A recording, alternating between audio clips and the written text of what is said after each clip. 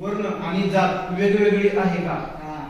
म्हणजे ज्यावेळेस आपण सागरचा प्रश्न बरोबर आहे की वर्ण आणि जातीमध्ये नेमका फरक आहे किंवा असं वर्ण व्यवस्था काय आहे, तर लक्षात घ्या की जे आपल्या भारतामध्ये प्राचीन काळामध्ये फक्त 4च वर्ण होते.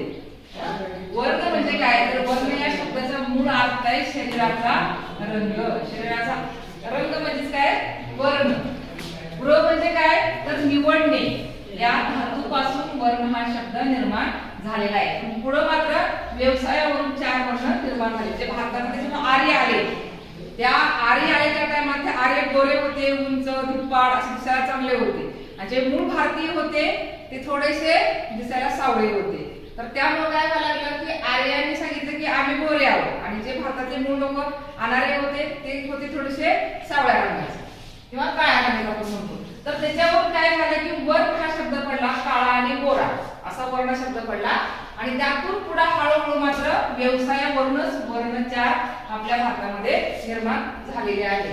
आता हे साधन म्हणजे कुठल्या साधनामधून किंवा सोर्सेसमधून आपल्याला वर्ण व्यवस्थेची माहिती मिळते.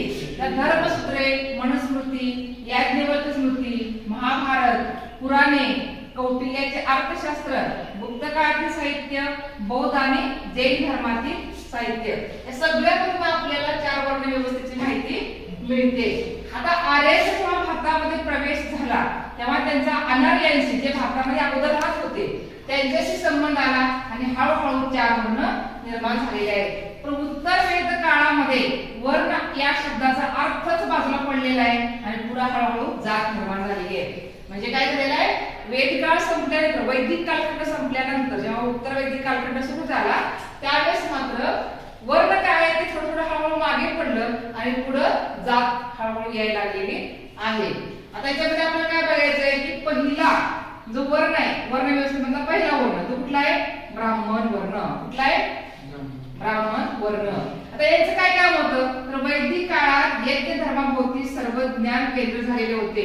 म्हणजे वैदिक काळामध्ये यज्ञाला जास्त महत्व आलेलं होतं. त्यामुळे जे लोक यज्ञ करायचे त्याच लोकांना जास्त सन्मान आणि मान मिळायला लागलेला होता. आता त्याचं काम काय होतं या ब्राह्मणांचं, तर अध्ययन अध्यापन करणे, यज्ञ करणे, दान घेणे आणि पूजा करणे असं यांचं कार्य होतं. ठीक आहे, म्हणजे दरबारामध्ये आणि समाजामध्ये या ब्राह्मण लोकांना एक मानाचं स्थान होते किंवा प्रतिष्ठा त्यांना जास्त होती.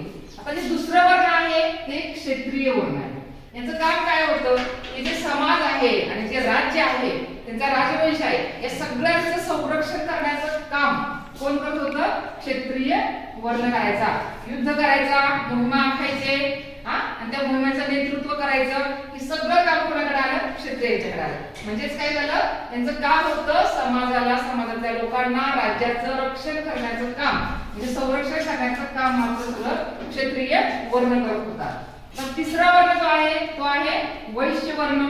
तर हे काय करायचे, त्याच्यासाठी व्यापार करायचे, पशुपालन करायचे, शेती करायचे, सावकारी करायचे असं यांचं कार्य होतं.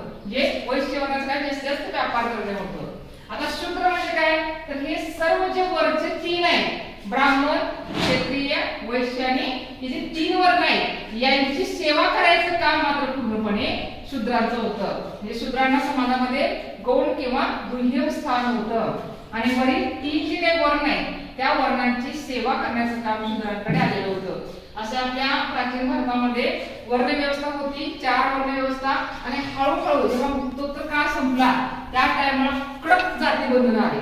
आता ह्या जातीमधून दुसऱ्या जातीमध्ये तुम्ही व्यवसाय करू शकत नव्हता किंवा दुसऱ्या जातीमध्ये रोटीबेटी व्यवहार तुम्ही करू शकत नव्हता. म्हणजे अतिशय कडक अशी जात झालेली आहे. उत्तरोत्तर कालखंडामध्ये जाती व्यवस्था जास्त कडक आलेली आहे.